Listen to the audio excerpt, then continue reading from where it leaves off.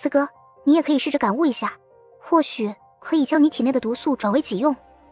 好，谢谢小鹿，我会试试的。那我回去休息了。苏小鹿回了营房，吴老头和龟油都在打坐。苏小鹿没有打扰他们，收拾了一番，也默默地开始修炼内息。但沉吟不久，苏小鹿就睁开了眼睛，他感觉心里有点慌慌的，怎么都进入不了状态。他下意识地抬头看了一眼天空，满天的星空很美。他看了一会儿，将意识沉入空间里。皮皮虾号闻着熟悉的气味，就朝着他跑过来，迈着小腿儿。苏小鹿把皮皮虾号抱起来。今天是怎么回事啊？怎么连你也怪怪的？平常你不是趴在界面石上啃吗？我扒拉你都不想离开，今天怎么还主动从界面石上下来了？皮皮虾号在苏小鹿怀里扭动，小鼻子抽动，嗅来嗅去的。他还用小爪子扒拉苏小鹿的衣服。苏小鹿觉得更奇怪了，他抱着皮皮虾号走到灵泉边上，里面的鲤鱼也是在疯狂游动，一点也不像是平时那样惬意悠闲。苏小鹿也感受到自身的心神不宁，隐约的他好似觉得有什么大事要降临到他头上了，这让他有点危机感。到底怎么了呢？苏小鹿感觉好似有什么东西要破土而出，但这层窗户纸没破，他就不知道是为什么。空间里灵气翻涌，苏小鹿坐下吐纳气息，没多久他又睁开眼，皮皮虾号还在他的身边，都没有去扒着界面石不放。苏小鹿起身，皮皮虾号就跟着。苏小鹿没空管他，在空间巡视了一圈。这也没有哪儿不对呀，没有扩大，也没有缩小，为什么会不一样呢？灵气怎么跟疯了一样往我身体里涌啊？苏小鹿疑惑的不行，他想了想，还是决定先出去。这一次，皮皮虾号咬住了他的衣服。他似乎想表达什么，这也是以往没有出现过的。苏小鹿忍不住抱着皮皮虾号。皮皮虾，你是想要跟我一起出去吗？皮皮虾号摇着大脑的点头。你能听懂我说话？小家伙用黑溜溜的眼睛看着苏小鹿。苏小鹿揉了揉他的脑袋，把他带出了空间。小家伙长得很慢，马上就1年了，也只从一只刚出生的小老鼠长成了大约刚出生不久的小奶狗大小。唯一的变化是，小老鼠一样的尾巴消失了。自从啃咬界面石之后，毛色也发生了转变，由白色变为了灰色。出来之后，皮皮虾号没有一点吵闹，就安安静静地依偎在苏小鹿身边。第二天一早，吴老头看见苏小鹿抱着个小兽。这是什么时候抓的？是想养着吗？这里面的幼崽和外面不知道有没有区别，认不认主，记不记仇，保险起见，还是别养了，丢锅里去吧。提炼成药多好，有的小崽崽可是从一出生就开始记仇了，何况在异域里没有什么是不可能的。苏小鹿抱着皮皮虾号给龟油和吴老头看。师傅，龟油师傅，你们还记不记得去年我们第一次进物理异域的时候，在那大熊尸体的不远处，我捡到了一个幼崽。吴老头好奇地过来多看2眼，还伸手扒拉了一下皮皮虾号的嘴巴，然后若有所思。这么久了，它才长这么点点。苏小鹿点头，龟油摸了摸下巴。现在这个颜色倒是和那大熊有点相似了，但这成长速度是不是太慢了？按照这样的速度，要长成那么大，那可得要几百年了。也不知道你……龟油看了看苏小鹿，摊手，没有把话说完。别说是苏小鹿可能活不到那个时候了，他们都一样。一个几百年才能长大的猛兽，搞不好要养几代人，也不知道谁送谁。师傅说的有道理，如果人的寿元没有变化的话，我就看不到它长大了。按照这样的速度，皮皮虾号长大真是要好几百年。那没事儿，养着吧。就算是个记仇的，都等不到报仇，仇人就去了。几百年都物是人非了，还记什么仇？吴老头抚了抚胡子，点头。喜欢就行。那么大一头都对付得了，这么小点儿不足为惧。苏小鹿抱着皮皮虾号乖巧点头。既然皮皮虾号不喜欢住在空间里面了，那就这样在身边慢慢养着吧。早上开始下雨了，有不少人嘀咕，这天气不应该啊，昨晚看星星很多啊，按理说今儿应该是大晴天啊。哎呦，这雨下得真古怪。下雨了，黑云逐渐聚拢，呈现压顶之势头。雨渐大，大家都踏实地待在营地里没出门。苏小璐师徒三人都清闲下来。苏小璐抱着皮皮虾号有些出神，他看着外面，看见楚进带人进进出出的，似乎在询问他人什么事情。楚进的神色有些严肃，他路过的时候随口问了一句：小璐，你最近有没有感觉不舒服什么的？比如感觉自己要倒霉了之类的？没有。怎么了？出什么事了？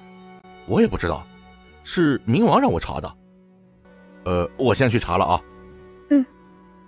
雨比较大了，苏小璐怕其他人顾不上胡长寿，他就去看了看胡长寿。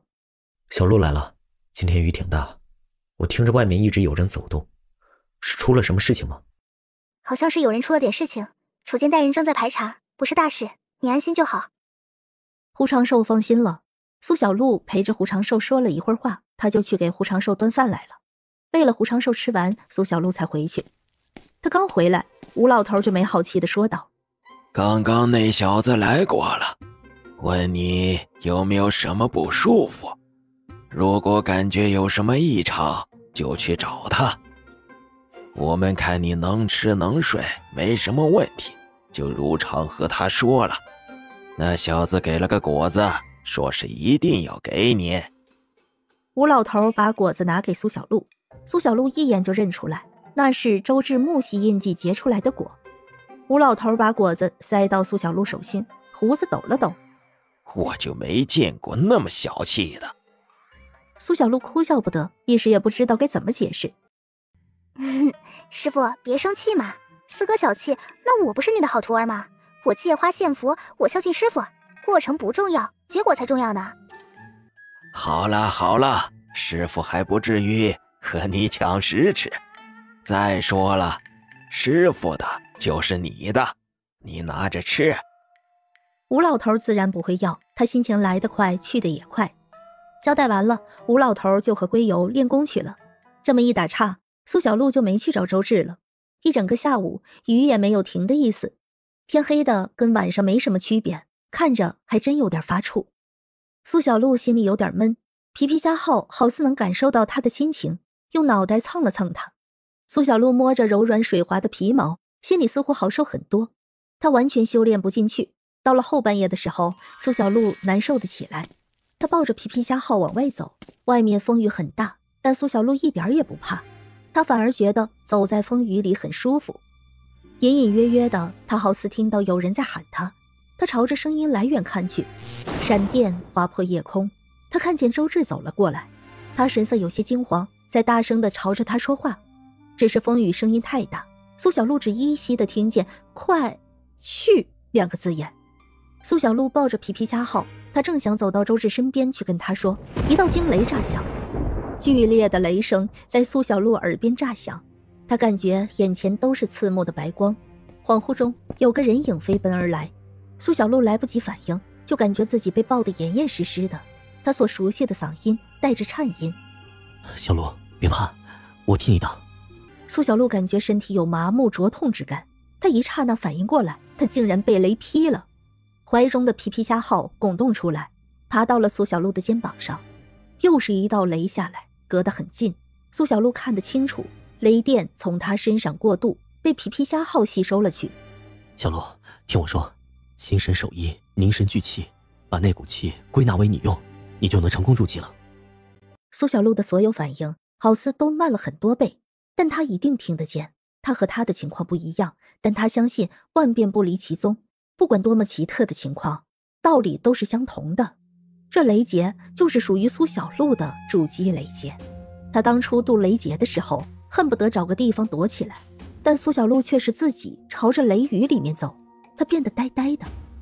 周至有些担忧，他想把苏小璐往其他地方带，但苏小璐抱着的小崽崽咬了他一口，周至就感觉身子麻木僵硬了，他甚至抱不住苏小璐，就那样直挺挺地倒下去。主子！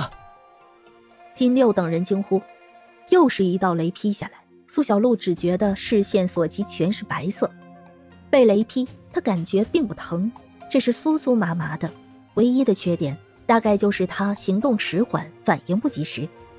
听到周至的话，他后知后觉地明白过来，原来这是他的雷劫，他要筑基了。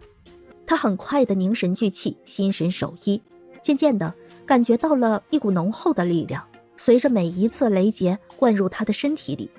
苏小璐将这股力量引导，一遍又一遍地梳理，归为己用。雷云压顶，6道雷之后，雷云散开，有雨水降落。苏小璐深深运功，这一股甘霖大多都被他吸收了，有一部分则是被其他吸收。雷云散开，阳光普照，怀中的皮皮虾号哼唧2声。苏小璐发现皮皮虾号的皮毛变黑了许多，她有些好奇，她的识海就有一个奶声奶气的声音：小鹿，我要进空间。苏小璐愣了一下，皮皮虾号抬起脑袋舔了舔苏小璐的手指，很奶的声音又带着撒娇的意味：小鹿，是我，皮皮虾号，我要进空间睡觉，我困。皮皮虾号，苏小璐惊诧不已，这小东西会说话了。皮皮虾号刚才可是帮他挡了好多雷劫，苏小璐没有细想，把皮皮虾号放进了空间里。苏公子，主子怎么样了？刚才真的是凶险。周至一动不动，他眼睛看着苏小璐，看他已经安好，也就安心了。很快他就能动了。他看着苏小璐，刚想开口说话，就被吴老头抢先开口打断了。臭小子，还不快把你哥背回房去！你这哥哥这次才真像哥哥了。吴老头抚了抚胡子，意味深长地加重了哥哥2字。苏小璐连忙点头，他力气大，只是拉住周至的双手往后背一捞，就把周至背起来了。周至看了吴老头一眼，吴老头对他慈祥地笑了笑。周至收回视线，他什么也没说。他筑基了，这是好事。苏小璐筑基之后功力大涨，安顿好周至之后，苏小璐才回营房。他一回屋，吴老头就抓过他的手给他把脉。吴老头担心他，苏小璐也就一动不动。很快吴老头就松开了。担心是多余的，那么几道雷也没事儿，真神奇。归游却是拧眉：筑基都要被雷劈吗？如果没成功，是不是会被劈死？可能会，但是渡劫成功后，我感觉我的身体还是有些不一样的。归游师傅，要不咱们比试比试？我现在感觉浑身都充满了力量，我觉得寿元应该也是有所变化的。按照正常情况，我就像现在这样一直保持着正常的生老病死，我应该能活到200岁。苏小璐感觉自己能领悟到更多的东西了，修仙这一条路似乎也不难摸索。人会随着修为的变化而变得长寿成仙，与天同寿也不是不可能。那就来试试吧。师徒2人说比就比，一起出去，飞身就离开了营地。师徒俩的动静让不少人都注意到，大家都默契地追上去看。姥姥，吴老头没跟着去，他转去了另一个营房。他去看了胡长寿。吴老，您来了。吴老头点头，在床边坐下。你感觉怎么样？我来告诉你一个好消息，小鹿丫头筑基了。这次下雨打雷就是她渡劫，是个好消息。丫头跟你说的，你都可以试一试，思维也不用固化，可以多方面尝试，人不要轻言放弃。我知道的，谢谢您。若是早5年，你这样的，只怕是神仙来了也无能为力。但如今异域相融，灵气复苏，只需变换，你这样的也不算什么大事儿。别觉得什么累赘不累赘的，只要能活着，就是为猪狗也不怕。活着，一切皆有可能。吴老头开解胡长寿，胡长寿现在就脑袋能动，跟废了没有区别。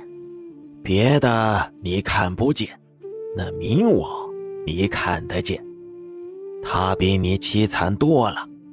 以前在丫头家那个周恒，你还有印象吧？兄弟两人一胎双生，命运却截然不同。冥王双脚都没了，他若是不熬下来，早就是一堆白骨了。如今也算是云开月明了，这说明了人活着才有希望。胡长寿若有所思，他没有把真实的情绪露出来，但在心底里，他比任何人都着急崩溃。他还是动不了，他尝试了感应和自控，依然没有任何变化。他心里是绝望的，但他又不想苏小璐失望和担心。听着外面的大雨和惊雷，他心里一片苍凉，只觉得荒芜和孤独。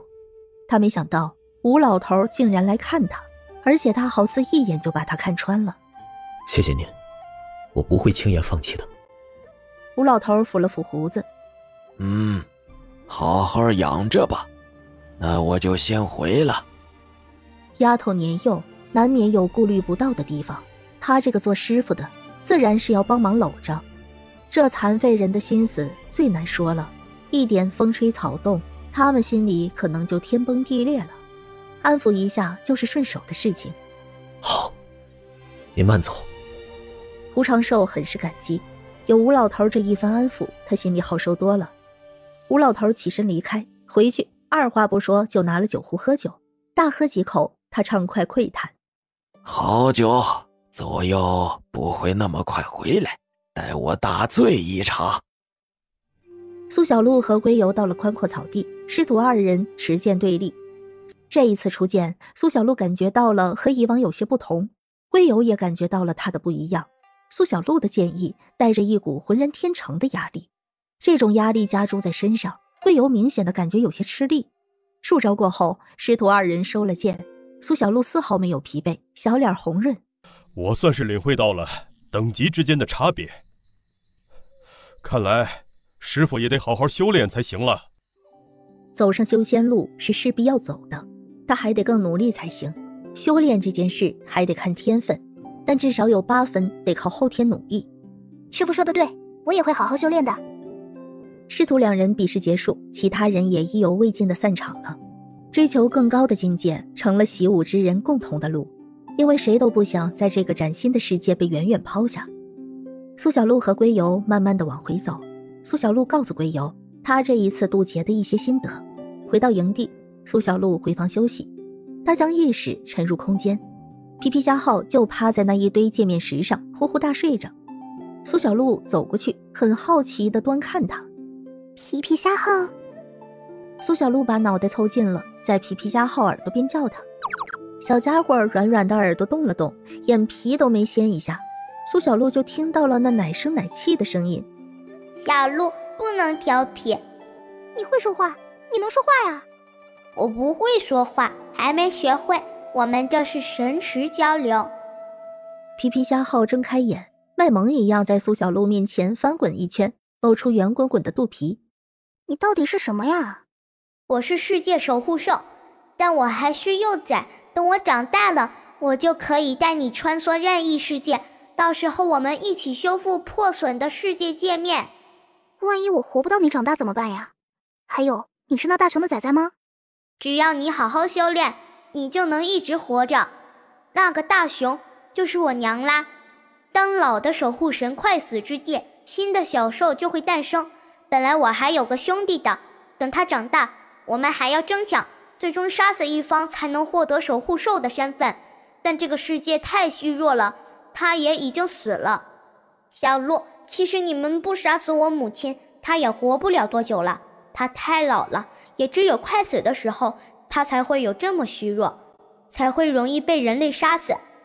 能遇到小璐也是我们的缘分，以后就相互照顾啦。你每一次渡雷劫，我都能帮你挡雷哦。以后我们就要一起做搭档了，要加油哦。他声音听起来很小，表达的意思很老成。苏小璐捏了捏皮皮虾号的小耳朵。哎，那你是不是长得很慢？你最喜欢吃的是界面石头吗？这界面石头是用来修复界面壁的，你都吃了还怎么修复啊？我是这个期间长得很慢，等我能吃界面石头了，我就能长得快了。等要修复的时候，就从我身体里转化出来界面石头液，把液水用来修复就可以了。小鹿你好厉害哦，给我找了这么多吃的，我根本吃不完，好幸福，好开心，谢谢你呀。皮皮虾号有问必答，苏小鹿能找来这么多的界面石，让他欣喜若狂。出生以来还不知道挨饿是什么感觉呢。那你是男孩还是女孩啊？苏小鹿看着皮皮虾号的腿下，观察好一会儿，也没发现到底是男是女。或许是害羞了，皮皮虾号把双腿收紧，奶萌的声音也有些羞涩。我没有性别的，我们世界守护兽只有天职。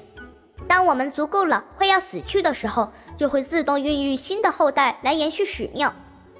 小鹿，做人要有礼貌，不可以一直盯着我肚子看了。皮皮虾号翻了个身，背对着苏小鹿，小耳朵动了动。好吧，刚刚是我不对，我跟你道歉，对不起。那我给你取的名字你喜欢吗？喜欢，名字只是一个代号，我叫什么都可以。皮皮虾号挺特别的，感觉很不一样，我蛮喜欢的。那另一个世界里都有什么呀？你知道吗？皮皮虾号就像是他多年的老友，交谈起来很舒心。这个世界其实才演化不久啦，就是你们古人所说的天地之初，万物之始，所有的法则都在于演化。目前只有许多兽，也就是你们古人口中的灵兽，灵智都不算高。所以我的母亲肯世界面，让两个世界融合，不会有太大的变化。平凡弱小的人类会很快适应新世界。我们一族要传承，培育后代需要进食很多界面石才行。已经演化完成的世界，两个世界相融是要出大问题的。所以在新旧更换的时候，我们一族会自动寻找未完善的世界肯世，完成新旧更替的传承。原来是这样，那我们以后就是朋友了。他能感觉到他会和皮皮虾号走很长的一段路。朋友的话不太贴切，我们是比朋友更亲近的关系。如果说主仆的话，我会觉得不开心。要是你年纪大点就好了，这样我就能叫你娘了。不过也没关系啦，反正我们就是很亲近，只要你不做破坏世界的事情，我们就能一直很亲近。可如果有一天你强大了，你不开心了，要毁坏世界，那我们就会是仇人。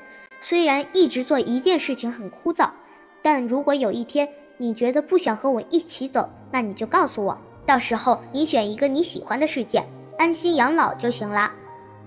在不同的世界里做事情，有的人会觉得很枯燥，有的人就觉得很有趣。如果是我一个的话，我也会觉得很孤单。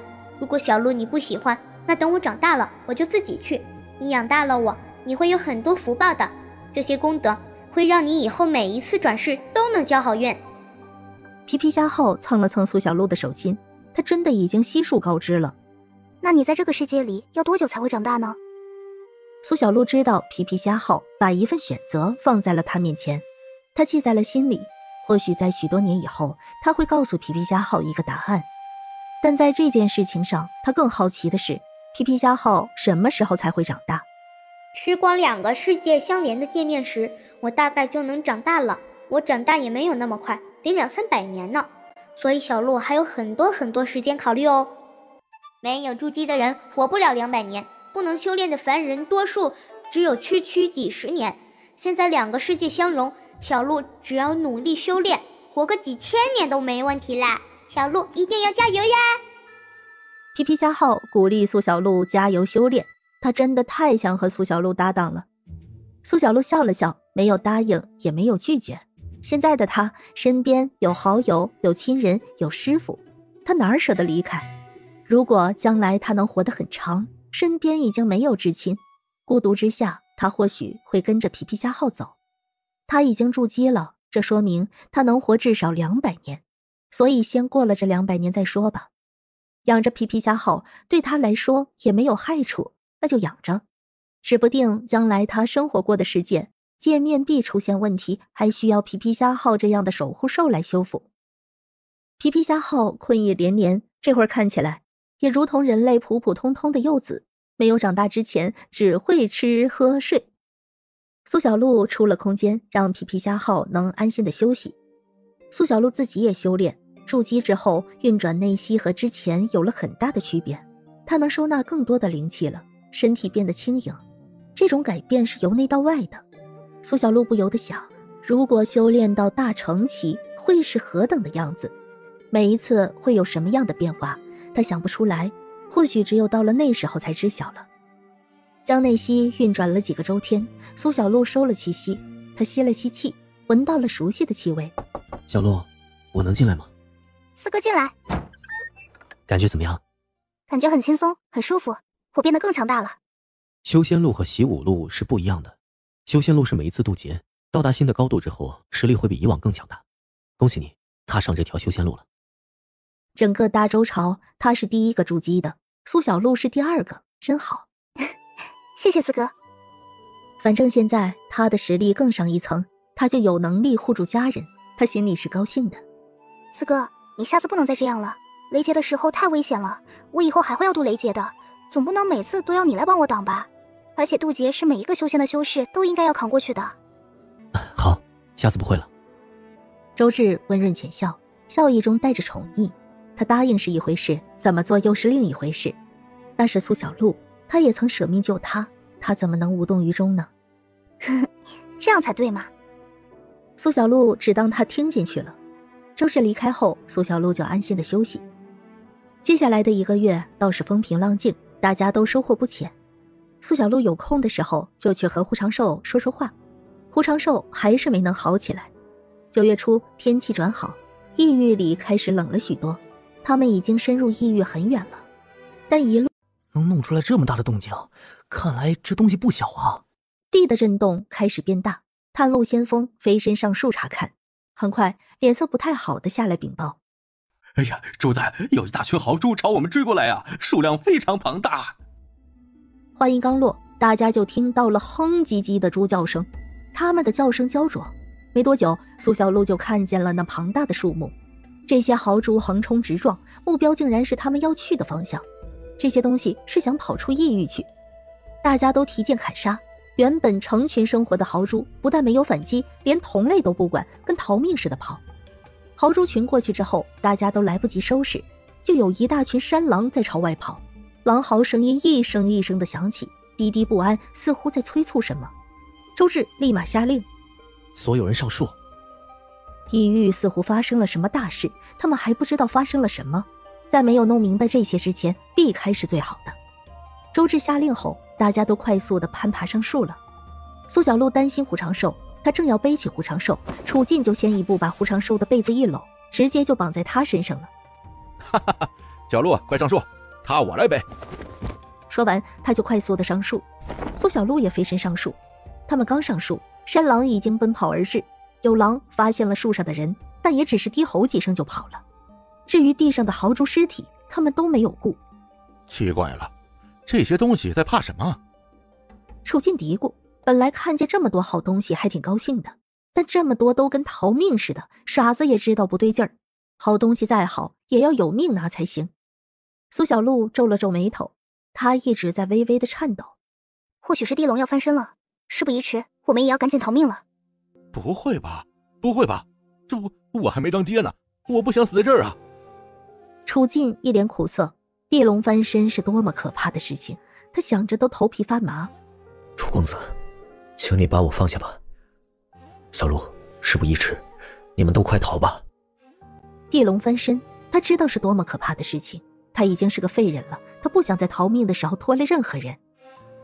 胡长寿，你就放宽心吧，我的兵器都比你重，带着你不算什么。再说了，生死有命，富贵在天，到了该死的时候，谁保也没用，你就不用操心这个了。我看你名字好得很，带着你说不定有好运气呢。楚进这个话可不是开玩笑，他是认真的。胡长寿怎么也是有气运的，带上他说不定还真有好处。胡长寿哑然无言以对。苏小璐飞身过去周至的身边，告诉他大概是要地震了，这个猜测也不是没有依据。周至沉吟了一下，就下了令，所有人全速撤出。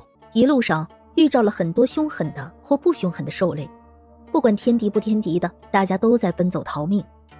到了晚上，天空有了如火一样的晚霞，特别的好看。如果不是那些奔逃的兽类在煞风景的话，大家还真有心情好好看看这风景。但如今他们也是逃命的一员。随着天空最后一丝光线消失，大地狠狠地震动了一下。好奇怪啊，轻功运用怎么这么吃力啊？我也感觉好吃力，好像有什么东西压着我，不准我用内力一样，心里面好似压着一座大山，难受死了。不能用轻功，那就用腿跑啊，不跑还等着干嘛？楚进大喝一声，将那些议论纷纷地喝止住。周至带领着队伍继续撤出，任何人不准掉队，私自离掉队伍者生死不顾。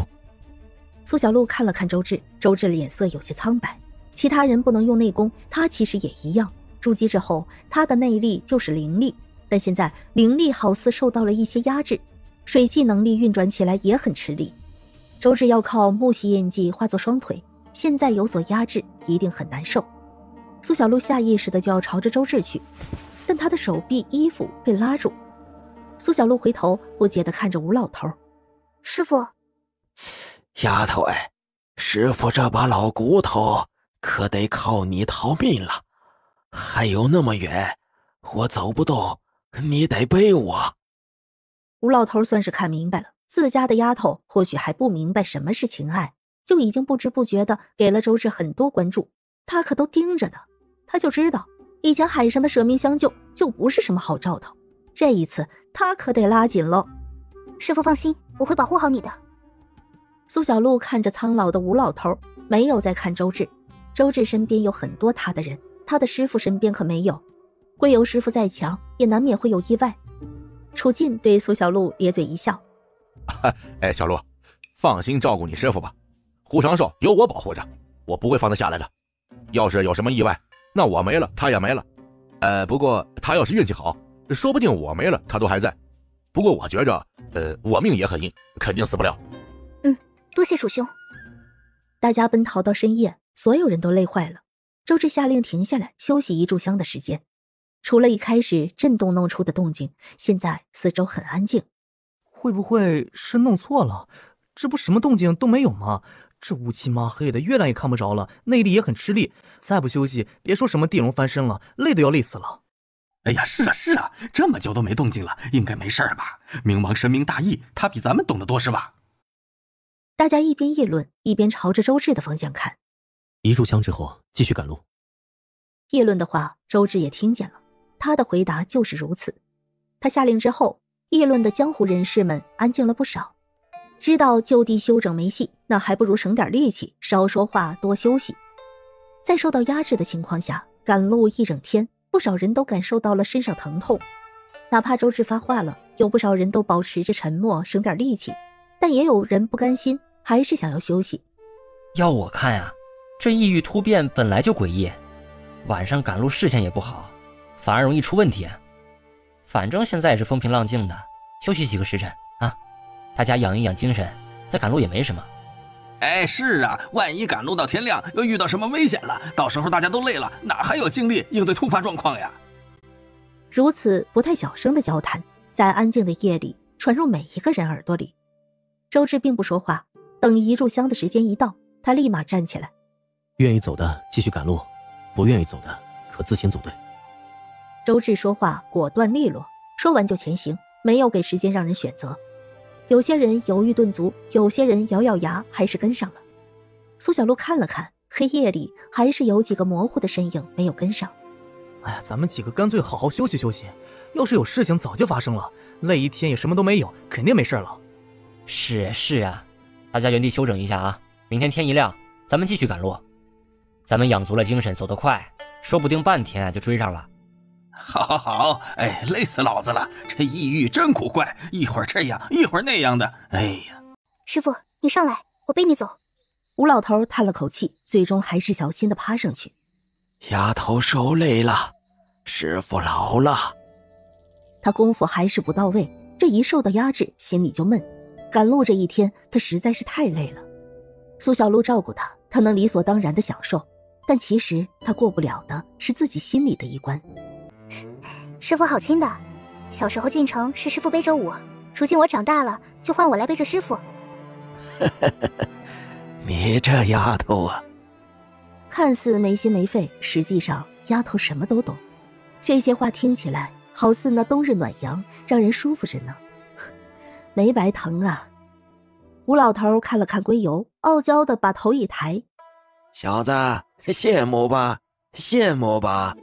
不过你羡慕也没用，毕竟你只是半个师傅，我才是他真正的师傅。哼，幼稚。打趣归打趣，赶路的脚步也没有停下来。夜里视线有碍，赶路不比白天，这样走走停停，让累极了的众人也有时间喘息。天微微亮之后，周至让大家都休息一会儿，吃了一些干粮，然后继续赶路。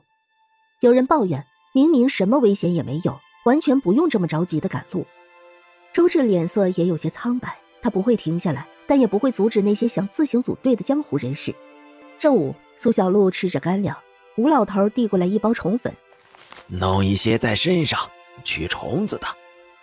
今天的虫类特别多，大家赶路本就累了，还要被虫咬，所以许多人都把怒气发在了虫子上，一脚吧唧的踩爆炸，或者一巴掌打死。休息了一阵子，又开始赶路。到了黄昏，晚霞如火，非常的耀眼。天黑后，几乎所有参与的江湖人士都不肯再赶路了。周至也没说什么，他带着他的人继续赶路回去。他们本来就进得很深，着急赶路也要个7、8天才能出去，如今离出去至少还有3天，这样高负荷的赶路，许多人都忍不了了。想着反正现在什么也没发生，说不定是周至判断错误了呢。地龙翻身虽然可怕，那也得是大翻身才可怕，但大翻身哪是那么轻易的事儿，说翻就翻。或许只是小型的地龙翻身，动静可能就是一个山谷内。抱着这样侥幸的念头，许多江湖人士们自主结成一派，停下来决定慢慢的出去。队伍一再减少人数，苏小璐看去，现在也就只剩下10个江湖人了。夜里只有大家脚步和呼吸声音。随着天边微光亮起，苏小璐听到有人叹息：原地休整2刻钟。周至下令后，几乎所有人都随地跌坐下来休息。苏小璐运转内息，发现受到的压制没有那么大了。周至朝着他走来，在他身边坐下，两人都没说话。苏小璐以为他是想在自己身边休息一会儿，但没过一会儿，苏小璐感觉手被碰触，她愣了一下，手里被塞了一颗凉凉的果子。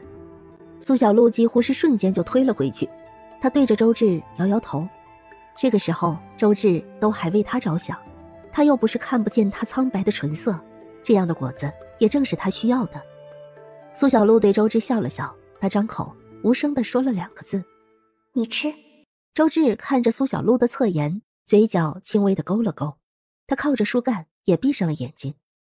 天越来越亮，朝阳的光穿过了树林。2刻钟的时间过去，周至睁开眼，就下令继续赶路。那10人相互看了看，一人走出来，对周至客气地开口：草民见过明王，草民等人决定在此地好好休整一番，多谢明王的照顾。自便。他再次启程，这一次跟着他的除了苏小璐师徒外，就再也没有他们这次招募进来的人。之前停下来的人再也没有追赶上他们。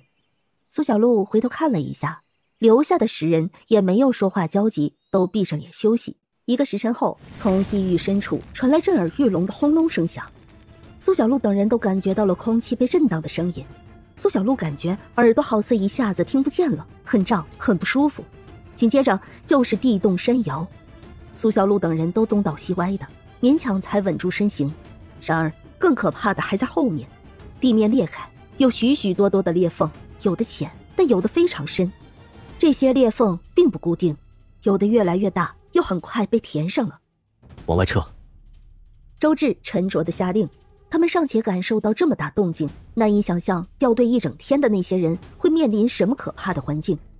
大家脚步都不稳，但都尽力继续往外撤退。情急之下，苏小璐拉着吴老头把他背了起来，龟友在他身边相护。这时候苏小璐已经顾不上任何人，眼睛里只有朝前跑，跑远一点，再跑远一点。四周有许许多多的兽类在逃命。这时候不管是凶猛的还是无害的，谁也顾不上谁。人到底没有兽类平稳，那些兽类很快就不见了踪迹。楚进艰难地避开一条大裂缝，他心有余悸地拍拍胸口。哎呀，他奶奶的，吓死小爷了，差点以为要挂了。楚公子，你把我放下吧，只要你能快一点。胡长寿望着不少树木倒下，他知道这个时候太危险，楚进背着他就是个累赘。楚公子，我能活到今天，我已经赚够了。从我进山起，我活的每一天都是赚的。胡长寿心里很平静，他唯一的遗憾大约就是没能感悟苏小璐所说的，他觉得有点愧对他。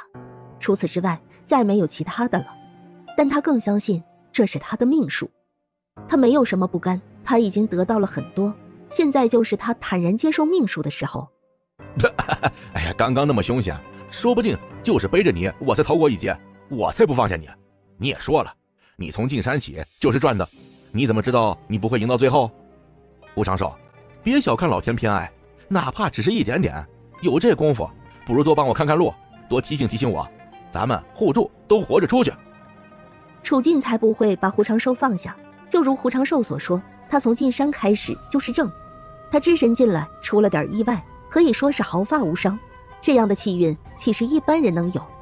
有些东西当局者迷，旁观者清。古人总说遇贵人得帮助，他其实不这么看，遇贵人其实是互助。楚进没有把胡长寿放下，贫嘴两句就继续往前走。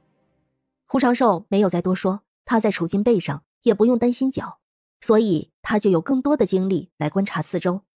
楚进没有放弃他，他也不该自我放弃，他会锁定更安全的地方，提醒楚进朝那边靠拢。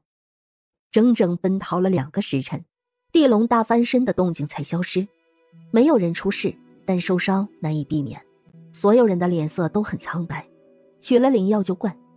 苏小璐吃了灵药，找寻了一下周至，见他安好，他才安心。他找到了楚进的身影，见他还带着胡长寿，苏小璐松了口气，很是感激。停顿了一番后，又继续赶路外出。接下来仍有数次大地震动，但一次比一次小，越往外走就越安全，苏小璐也放心了。当远远可见白雾赶路只需要半天就能出异域，而地龙翻身的动静只颤动几下的时候，周至下令原地休整。大家都坐下来休息，这时候几乎没有什么压制了，遇见的兽类也都不再惊慌奔逃，打了一些生肉烤熟，大家都能好好吃一顿，可好好休息。紧绷数日的神经终于是放松下来了。龟友把烤熟的兔腿给苏小璐。丫头，多吃些。上古时期的兔是有些不一样的，更大一些，肉质也结实鲜嫩。当然了，弹跳蹬腿的能力也更强大，力道之大，能蹬断一棵手腕粗的树木。普通人要是被蹬一下，骨头都要断几根。这时候，哪怕是厨艺不好的龟友烤出来的兔子，苏小璐也吃得津津有味。糊掉的地方吃着都觉得很香呢，焦香嘛。吃饱喝足之后，吴老头和龟友都合眼睡了，苏小璐也困了，但他还是先去看了周至，给他把了个脉。小璐，我很好，快去睡会儿吧。周至的脉搏有些虚弱，他到底有残缺。当受到压制，木系能力难用的时候，他会比所有人都累。苏小璐闻到了淡淡的血腥味。四哥受伤了吗？我闻到了血腥气。我没有，应该是他们受伤的味道。苏小璐没有看出周至哪儿有伤，他起身开口：那四哥好好休息，我去看看我表哥。苏小璐转身走去楚进身边，楚进已经睡着了，胡长寿就在他身边睡着。这时候安全了，楚进才把胡长寿解开放在身边。小璐，别担心我，我没事儿。奔逃之路凶险，但楚进身手敏捷，他们配合得很好。他专心挑选路线，楚进也放心他选的所有路线。两人各司其职，所以他又一次活了下来。苏小璐给胡长寿切脉，脉象平稳无碍，这样我就放心了。目前不会再动身了，你好好休息吧。你也是。苏小璐起身回到两位师傅身边，坐下靠树休息。大家都在休息，胡长寿浅叹口气，他想起了白许，异域有地龙大翻身，不知道白许姑娘怎么样了，是否安好的脱身。他对白许没有男女之情，他觉得他和白雪很像，都是没活明白的人，或许因为这样才会对他惺惺相惜吧。在这次进山时候，他想明白了，而白许真希望他也能想明白，从此好好的过活，也希望他能平安。胡长寿心里如此的想。而此时的白许被一棵大树压着腰身，因为受到压制，他根本没力气挣脱出来。地龙大翻身打了他一个措手不及。这阵子感觉天气凉了，本来就决定出去了。他走得早，一路走走停停。在地龙翻身的前晚，他还呆坐在树上看了好久好久的晚霞。他盘算着再有个2天他就能出去了。地龙大翻身了，动静很大，但他知道他算是外围了，他距离真正的地龙翻身中心很远，但即使是这样，他还是躲避不及被压住。如今就算平静了，他也抽不了身，或许自己要死在这儿吧。心沉寂下来，白许想到了胡长寿。我不知道这一次你还有没有那么好运，我想应该没有了吧。你们本来就落后于我，此次地龙大翻身那么危险的情况，肯定有难以顾你的时候。没想到咱们会埋于同一处地方，在那中心恐怕无人能活下来。他下身好疼，他真想一了百了，可数次举起手，他就会想起胡长寿说的话。他会不由得想，如果是胡长寿，他会做什么？他应该是不会自寻短见的，他会等到最终到终点。他都能忍，他也能，所以哪怕疼痛让他痛不欲生，白许也忍着。哎，快走快走，这一次说什么也不敢停下来了。突然的人声响起，白许顿时一个机灵，他脸色苍白，只在脑海之中思考了几息，就开始呼救了。救救我，叔叔，哥哥，求求你们救救我！哪怕是一线机会，他也不想放弃。或许开口了不一定获救，但不开口，他连这个机会都没有。在如此的情况下，不开口呼救，那些人是不会注意到他，更不可能停下来。原本着急赶路的人里，有一人顿住了脚步，他开口：哎，你们有没有听到有人喊救命？哎，老谷，到这个时候了，哪还有时间管别人？地龙翻身说不定还有，咱们要赶紧出去才是要紧事儿。万一就耽搁这一下，把命填在这里多不值。咱100多人也就活下来30来人，之前没跟着冥王走已经很后悔了，这一次还是先出去，不出去都没法安心。同行人看了他一眼说道。说完，大家都继续朝前走。古明皱了皱眉头，他们说的没错，如果因为在这儿驻足没能逃出去，那太不值得了。他们能死里逃生已经是不容易，他不想把命搭在这里面。因为隔着不远，他们的说话声音白许也能听见，脚步声音匆匆，白许知道他们大概率不会停下来，他还是不停地呼救：救救我，救救我吧，求求你们了！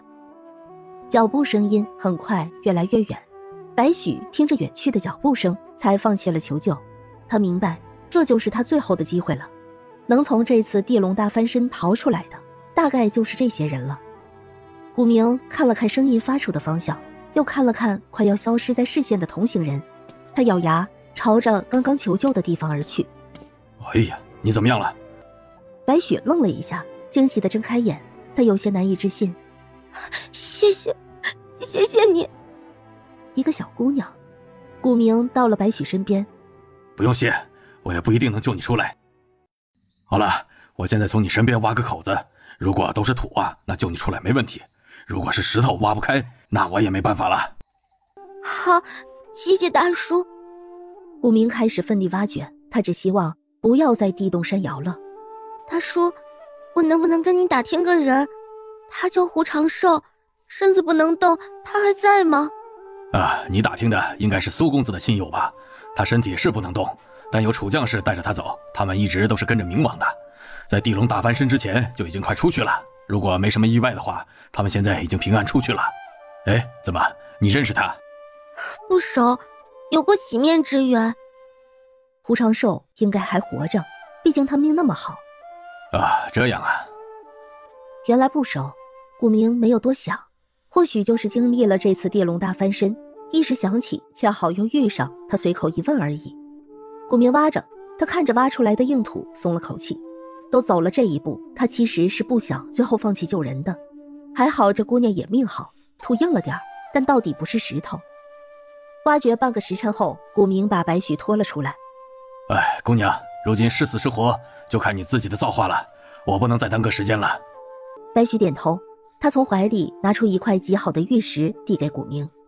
大叔，谢谢你救了我，这个送给你，出去置换打两窝好久。哎，不用了，我救你不是为了什么。再说了，我也没怎么救你，我只是把你从压住的状态挪出来了而已。那就再见了。说完，顾明起身就走。白许看着他快速离开，张了张口，最后还是合上了。从头到尾，他们都不知道对方的名字。四周很快安静下来。白许试着动了动双腿，很疼，他需要养伤。他双手扒拉着，费力地爬着离开此处。无论如何，他都不会放弃自己的。他要活下去，除非他真正的咽了气。这里面危险虽然多，但只要不再发生地龙翻身，他就一定能活着出去。他一定会活下去的，一定。古明一路疯狂赶路，终于追上了同行人。有人看他喘气：“老古，你救的人呢？怎么没看见呀？”说是救人，还不知道干什么龌龊事情去了呢。那声音一听就是个姑娘。大家都慌忙逃命的时候，谁有那好心呢？古明不搭理，那人讪讪撇了撇嘴巴，也没有再说。古明的友人慢下来到他身边：“怎么样了？”“啊，人救出来了，看着受了些伤，后来我就没管。他要是命大呀，应该能养好伤活下来。只要不再有地龙翻身，那就没事儿。”那只是一个小姑娘，但能被带着进这里面，一定不是那么简单。他相信，只要没被束缚住，他就有他的谋生手段。哎，你尽力了，可以了。咱们这么多人都比不上你，毕竟我们连停都不敢停。好友拍拍古明的肩膀：“没救人的人有什么资格说风凉话？古明比他们所有人都强，值得尊敬。”古明淡淡笑了笑，没有再说什么。大家休息了一会儿，就继续赶路。当众人看见不远的人烟，赶路的脚步慢了下来。“那是明王爷的人呢。哎，他们还没有出去，他们在那休整，是不是说明安全了？”“咱们现在过去是不是有点不太好？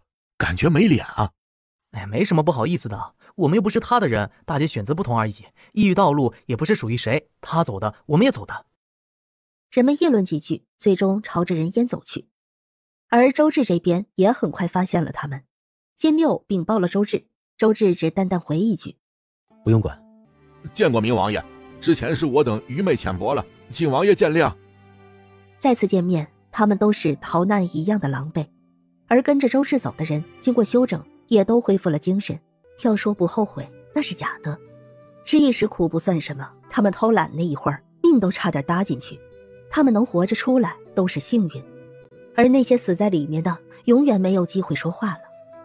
周志神色平淡：“不必如此，你们本就是自由人。”招募一起去，他们所得并不属于周志，能得到多少都是各凭本事。周志也不会管他们，所以当他下令撤退，他们不听，周志也没有多说，因为没必要。他们既不是他的属下，也不是朝堂兵将，自由人做自由事而已。打了个招呼，他们就散开休整。古明特意寻找了一下，发现胡长寿还活着。他想了想，朝着胡长寿走过去：“哎，你没事吧？”“多谢关心，我无碍。”古明在胡长寿身边坐下来：“你在这里边是不是结识了一个姑娘？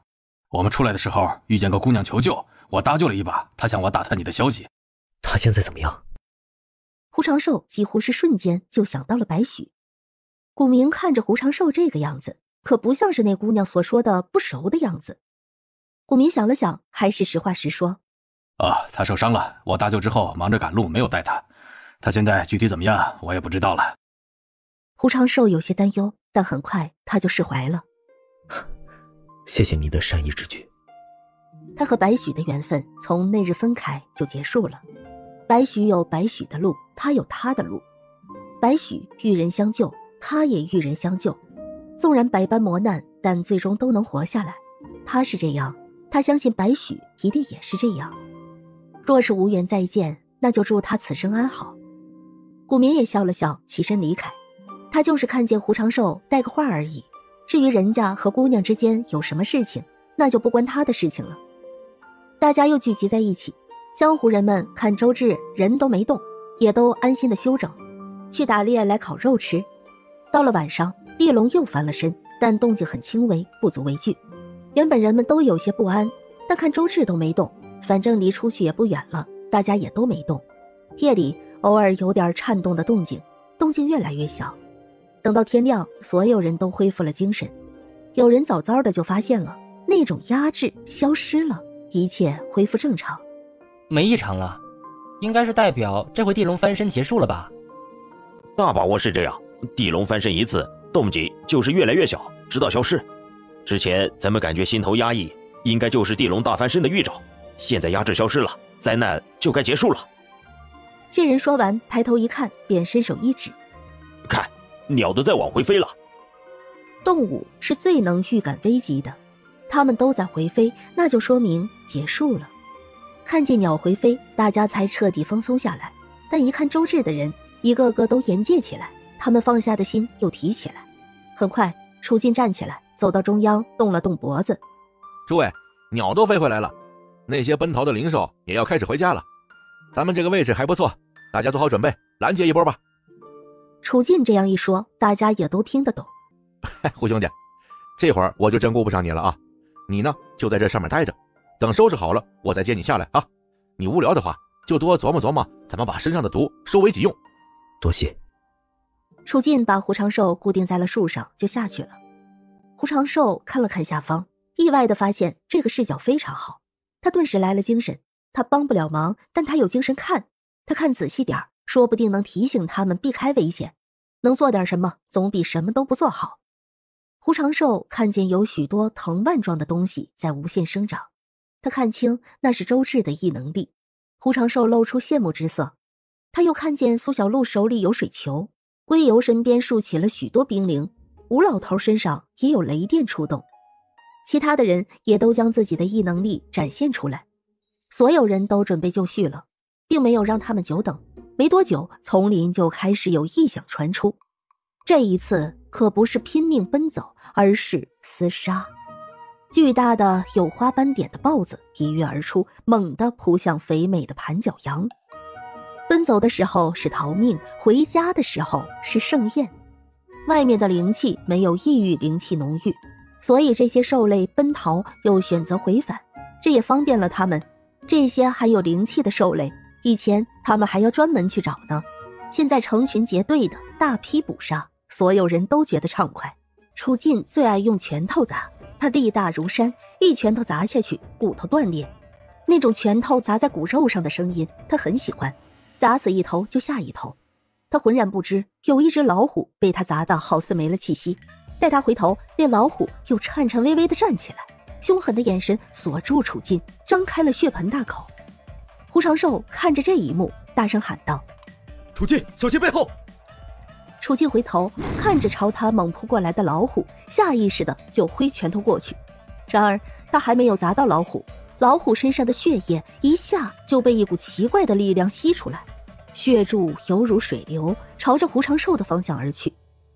楚进看了胡长寿一眼，见胡长寿没什么事情，他就没去看他，继续拼杀。随着兽类越来越少，这一场拦截也结束了，大家都把各自的猎物清点，送往苏小璐身边。几个时辰的时间，已经堆成了小山，剥皮的剥皮，处理肉类的处理肉类。苏小璐作为药师，自然也忙碌，将这些先提炼成灵液，然后又继续提炼成灵药。楚进抱着胡长寿过来，他对着苏小璐喊道：哎，小璐，你快来看看，他全身发红。楚进是在拦截结束之后才上树去看胡长寿，一看吓了一跳，胡长寿昏睡着，人还有气，但全身发红，一摸还滚烫，而且肚子还有点胀。他连忙就抱着胡长寿下来找苏小璐了。苏小璐看了一眼，立马就过去，他给胡长寿切脉，又取了银针施针。发生什么事了？我也不太清楚，但刚刚我差点遇到危险，我不知道他做了什么，那老虎身上的血就跟水流一样朝着他流去，好像都被他吸了。苏小璐施针之后，胡长寿渐渐醒了过来。好热呀，小璐，抱歉，给你添麻烦了。苏小璐摇了摇头，胡长寿看着很困，没多久就睡过去了。苏小璐取了针，楚进看着胡长寿还浑身发红。小璐，他没事吧？没事，有点像是我们吃撑了，过一阵子自己就会好的。胡长寿的脉象没有乱，身体看着异样，但实际上没有异常，就像是他身体有毒液，却丝毫不影响他自身一样。胡长寿在这次的异域一定是获得了什么，只是他自己还没有弄明白而已。但不要紧，有的是时间慢慢弄清楚。虽然挺奇怪，但还挺有意思的。不过没事就行。胡长寿救了他一次，虽然他不救他也不会死，顶多是受点伤，但谁想受伤受痛呢？那我带他过去了，小鹿你忙吧。楚进把胡长寿扛起来就走，知道他没事，那就没事了。扛过去，找个宽敞地方放下，等着胡长寿自己醒过来。胡长寿到了晚上就醒过来了，身上的红已经褪去，人恢复了，除了还不能动弹，没有任何虚弱。大家都在休息，楚进看他醒来，就去火架上烤了肉来，用匕首割下来喂给胡长寿。胡长寿有些不好意思，谢谢。不用，军营兄弟不拘小节，谁人都有个落难的时候，没什么大不了的。胡长寿觉得楚进真的太好了，豪爽大方，并非表面看上去那么粗犷，其实是个细心人。吃了一些，胡长寿就说饱了，楚进也爽快，他说吃饱了就不喂了。楚进自己也吃肉，他一边啃着鹿腿一边开口：之前小鹿说你不用拉撒了，你就没有想过这很神奇吗？你吃的东西都到哪儿去了呢？而且不久前你是怎么做到的？隔着那么远，直接把老虎血都给吸干了。楚进疑惑地看着胡长寿，他是第一次进异域，他只感觉自己力气变大了，其他什么都没有。说实话，他有点羡慕胡长寿。胡长寿自己也不解，我不知道。你这就好似明明抱着个装满黄金的箱子，大家都知道是你的，你有钱，但你自己又没钥匙打开，有钱也用不了。楚进起身拍了拍身上，我去找小鹿来给你看看。说着楚进就去了。胡长寿沉默，他回想着楚进说的话，狐疑地看了看自己垂着的双手，难道他真的是怀有巨宝吗？苏小璐很快的来了，他先给胡长寿切脉，脉象正常。表哥，你给我说一说你进山的事情吧，我想知道你当时是在什么情况下变成这样的，我想知道详细的过程，这样我才好帮你分析。楚进坐了下来，你就说说吧，我们帮你一起看一看，说不定就找到方法了呢。那天我进山，我是一直找着你们走过的痕迹走的。我想着，只要循着痕迹，我最终还是能找到你们。如果运气好的话。后来我找不到痕迹了，但没多久，我又找到一些痕迹，然后我就遇见了一对祖孙，是一位老夫人带着她孙女，孙女叫白许，我被他们抓住了。我不知道他们是不是祖孙关系，因为白许叫她婆婆。他们在追杀一条大蛇，想要用我做诱饵。说起这个经历，胡长寿想来都觉得唏嘘，他能活下来真是老天庇佑。胡长寿安静地说完后叹了口气，事情就是这样的，我能活下来也是因为白雪姑娘的一时善意。楚进摸了摸下巴，没想到你还有桃花运。苏小璐对白许有印象，但那次之后再没遇见，没有瓜葛就不用说。没想到自己表哥会遇上白许，他救他一命，他还了恩，从此两不相欠，也挺好的。楚进打趣完了就认真起来。那这么说的话，你那个功能会在遇到危机的情况下爆发呀。虽然你还掌控不了，但危机之下你能瞬间取人性命。虽然你没试过人，但兄弟，我有一说一啊，每次都把血吸到肚子里，是不是有点恶心？楚进想着，如果遇到亡命之徒要人性命就把人血喝干，他瞬间恶寒了。好吧，他承认他这会儿不羡慕了。胡长寿也沉思了，苏小璐也沉吟了。过了一会儿，他突然明白了，表哥，你这个能力是属于异能力啊。胡长寿不解地看着苏小璐，楚进也有些期待。表哥，你有没有想过你是能隔空取物的，而且不一定是血，还有可能是心肝之类的，任何东西只要你想，你或许就能够做到。而之所以会吃下去，可能是受到了白雪婆婆的影响，你看见她吞了蛇胆，潜意识里就以为要吃掉。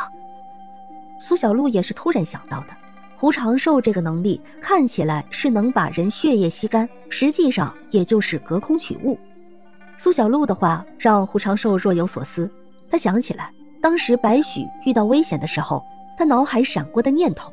他当时就是想着，他要是能像那个老婆婆一样把蛇全身的血喝掉就好了，没有了血，大蛇就活不成了。看见楚进遇到危险，他也是想着要是能喝掉老虎的血就好了。胡长寿，你快点试试呀！哎，你看着那火边的烤肉没有？你试着吸取过来，看看能不能。反正是你的能力，你肯定能随心所欲的，就像是小鹿控制水能力那样，是你的，他就能任你摆布。就像是我感觉我一拳能锤爆的东西，我肯定能锤爆。楚进脱口而出，话到一半，他也突然恍然大悟，起身嘀咕：哦，我怎么记着我以前力气没这么大？我该不会也有异能力吧？不行，我得找棵大树试试去。楚进说走就走。苏小璐看着胡长寿开口：试试吧。或许这片异域里异能力并不明显，很多人都没想过自己获得了异能力，可能是速度快、耳力好、视力好、力气大不等。胡长寿也如同被点化，这一次他明显的感觉到不一样，隐约中好似有什么东西就要明了。他目光盯住火架上的烤肉，心念变化之间抬起了手，那穿着肉的木棒被他稳稳地捏在手里，滚烫的油脂滴在他手上，烫得他生疼。胡长寿也握得紧紧的，反而笑了起来，笑着笑着就出了泪。突然一棵大树倒下，动静之大让人们都不由自主地看去。哈哈哈，小爷我拳头可抵万金。有一人荷包粗的大树，他几拳就能砸到。楚进高兴地跑回来，一看见胡长寿手里拿着一串肉，他顿时明了。恭喜恭喜！楚进抱拳。胡长寿压抑着激动，对楚进笑着说：恭喜。胡长寿把肉放下，手也放下，他准备起身，但很快就发现手动不了，他也起不来，他有些紧张。小璐，我怎么还是起不来啊？这样的转变好似刚刚能拿东西是错觉。苏小璐给胡长寿切脉：你身体里还有毒，你试一下将毒液收拢，就像是蛇有毒囊那样，把毒液收纳为你所用。我不行。胡长寿有些挫败，蛇毒是那大蛇的，不是他的。你可以的，这也是你的能力之一啊，表哥。蛇毒侵入身体只会让你由内而外的腐烂完，但是你完好无损，说明你获得了免疫能力，你是可以把毒液收纳起来为你所用的。而且不只是蛇，其他毒虫的毒液你都能够收纳起来，你没死就是最好的证明。你现在只需要过的就是你心里的这一关，不要怀疑自己，你已经很厉害了。苏小璐看着胡长寿的眼睛，坚定的鼓励。胡长寿心思如海水翻涌，好像有一种说不出的力量弥漫心间。你说的对，我没死，就是最好的证明。只要是他获得的，那就是他的，他一定可以自控。胡长寿沉下心来，他感觉自己好似沉入一个奇妙的境界，他能感受到自己血液在流淌，里面的黑色就是毒液，而这些毒液好似被一股力量抽走，他的血液渐渐变得鲜红，他最后将毒液聚集